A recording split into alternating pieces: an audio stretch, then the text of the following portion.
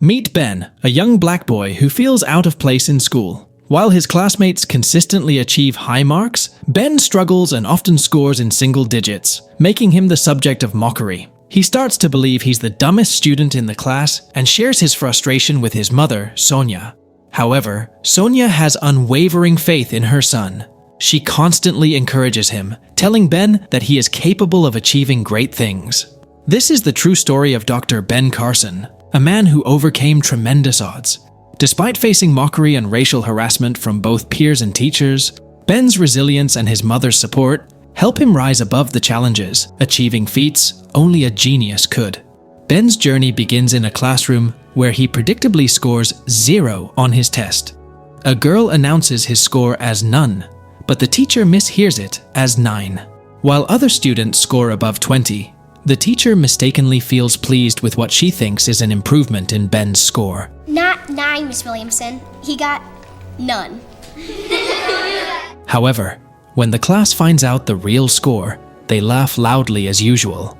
This mockery continues outside the classroom too. Ben is bullied wherever he goes, making his life miserable. One day, fed up with the constant harassment, he loses control and punches a boy with a lock, injuring him badly. The principal summons Ben's mother, Sonia, to discuss the incident and show her his report card, which is filled with failing grades. These bullying incidents severely impact Ben's self-esteem. He often tells Sonia that he isn't smart enough, but Sonia remains a pillar of support. She continuously motivates Ben and his older brother, Curtis, insisting that they can achieve great things despite the challenges they face. One day, Ben asks his mother, Sonia, for help with his studies.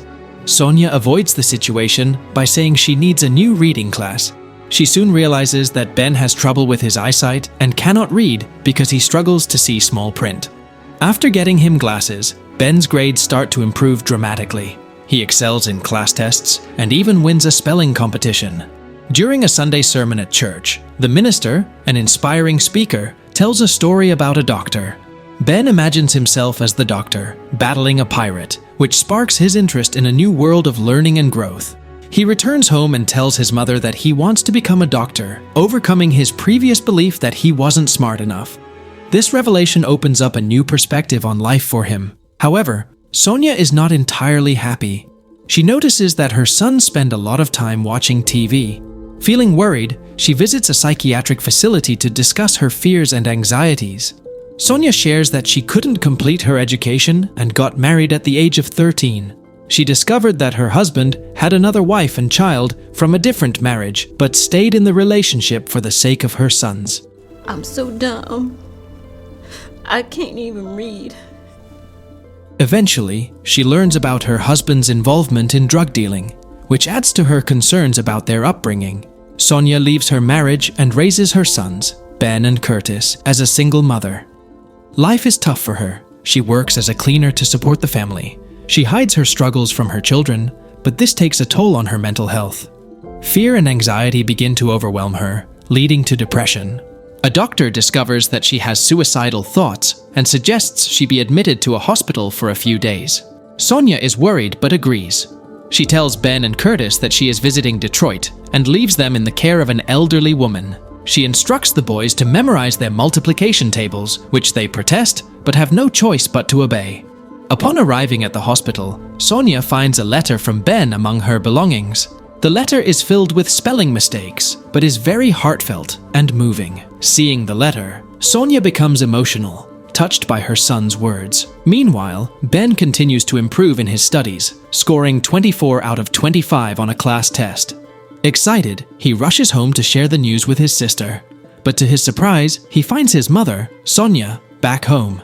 He hugs her and proudly shows her his marks. Sonia is overjoyed and continues to motivate Ben. One day, she finds cleaning work at a compassionate and educated person's house and is amazed by the vast library of books. Inspired, she returns home and sees her boys watching TV. She turns it off and insists they visit the library, read 2 books each week, and write reports on them. You're gonna go to the library and pick out 2 books, and at the end of the week, you're gonna hand me a written report about what you read. She also limits their TV time to 2 programs a week after homework is done. The boys are initially frustrated, but comply with their mom's rules. Ben and his brother enroll in the library, developing a habit of reading and learning. They even watch quiz shows on TV to broaden their minds. This new love for learning quickly pays off for Ben. One day in class, the teacher picks up a rock and asks if anyone knows what it is. No one does except Ben, who identifies it as obsidian and explains its formation process. The teacher is impressed by Ben's knowledge and asks to speak with him after class. During their conversation, the teacher praises Ben, saying he has unlocked the power of his brain. This encouragement, especially coming from his teacher, boosts Ben's confidence significantly. Throughout his school years, Ben continues to excel, particularly in spelling. He wins a class spelling competition, but his teacher seems unhappy about his success.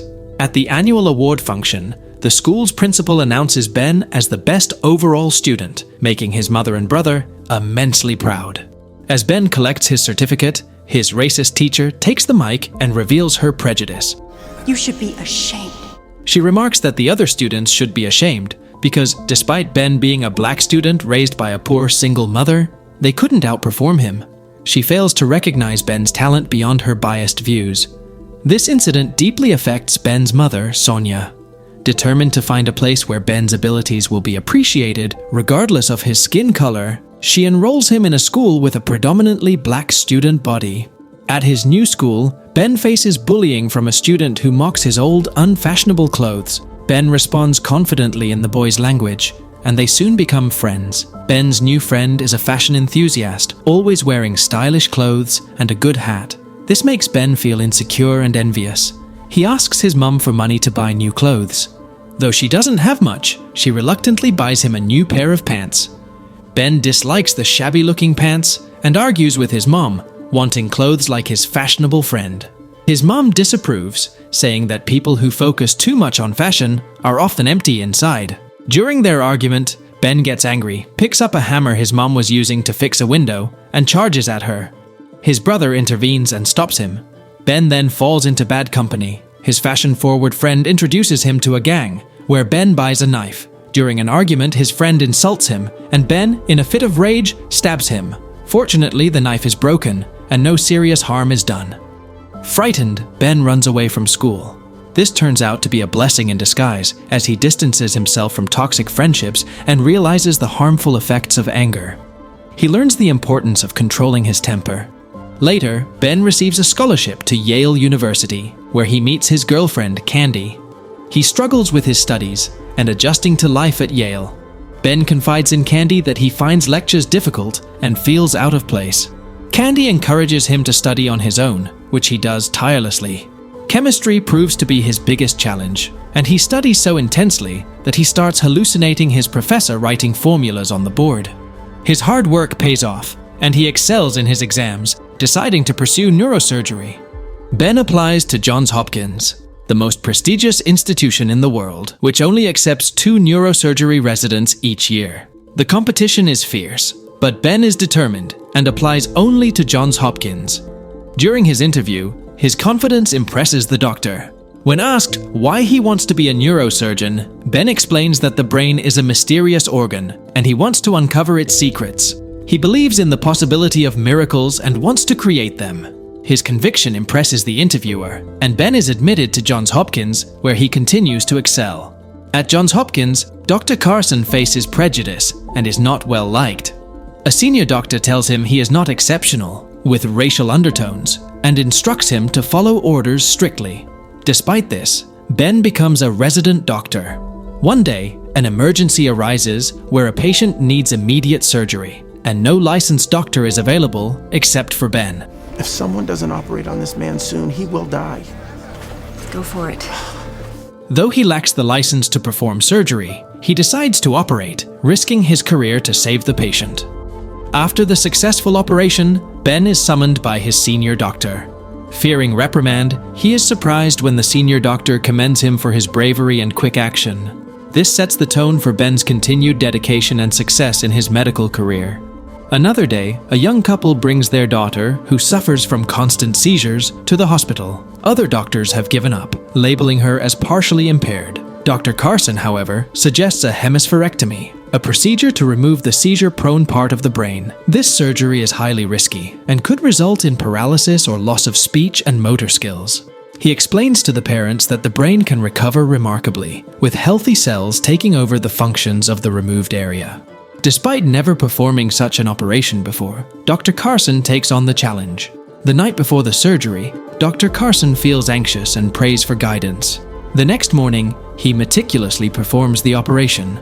After the surgery, the anesthesiologist tries to wake the child, but there is no immediate response, heightening the tension. Can you open your eyes? Let's see those pretty eyes. We're all done now. She is moved to the general ward, and Dr. Carson informs the worried parents that it will take time to see if she can speak or move.